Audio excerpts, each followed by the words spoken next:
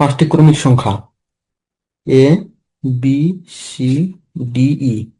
পাঁচটা ক্রমিক সংখ্যা, এদের মধ্যে একটি সংখ্যা বাদ দিলে বাকিগুলো সমষ্টি মোট পাঁচটি সংখ্যা সমষ্টি থেকে 20% হ্রাস পায়। কোন সংখ্যাটিকে বাদ দেওয়া হয় তা নির্ণয় করো। দুইভাবে করা যায় অঙ্কটা। তাহলে আমরা প্রথমে যেহেতু ক্রমিক সংখ্যা বলতেছে, ধরে নিচ্ছি এ হচ্ছে 1, বি হচ্ছে 2, সি হচ্ছে 3, ডি হচ্ছে 4, ই হচ্ছে 5। তাহলে সমষ্টি কত হচ্ছে? 3 3 3 6 4 10 15।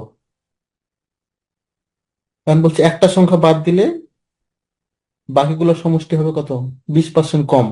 তাহলে 20% কম, তাহলে 15 এর 20% কত হচ্ছে?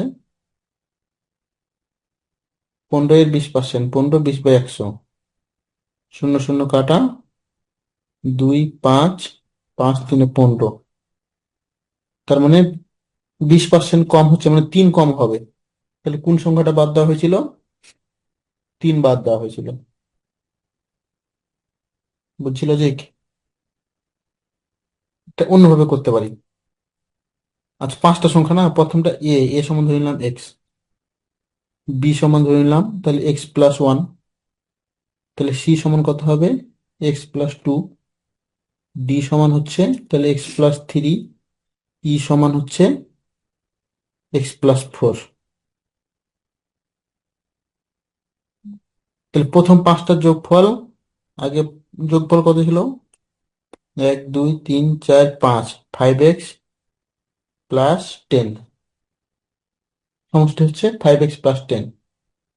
এখন কোন সংখ্যা বাদ দিছি আমরা জানি না, তাহলে ধরি ওয়াই সংখ্যা বাদ দিছি, বাদ দেওয়া হয়েছে।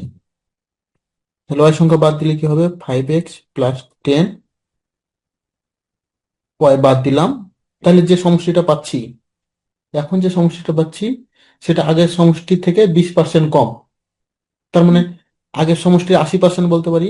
আগের সমষ্টি কত ছিল? 5x+10 এর 80%, 20% কমে গেছে, তেমন 80% আছে। আর একটা সংখ্যা বাদ দিলে সেটা 80% আছে। আর তাহলে এটা ক্যালকুলেশন করি। তাহলে 5x+10 মাইনাস এটা কাটাকাটি করলে কত থাকে? 4 5, তাহলে 4/5, 5x+10 সমান ওয়াই,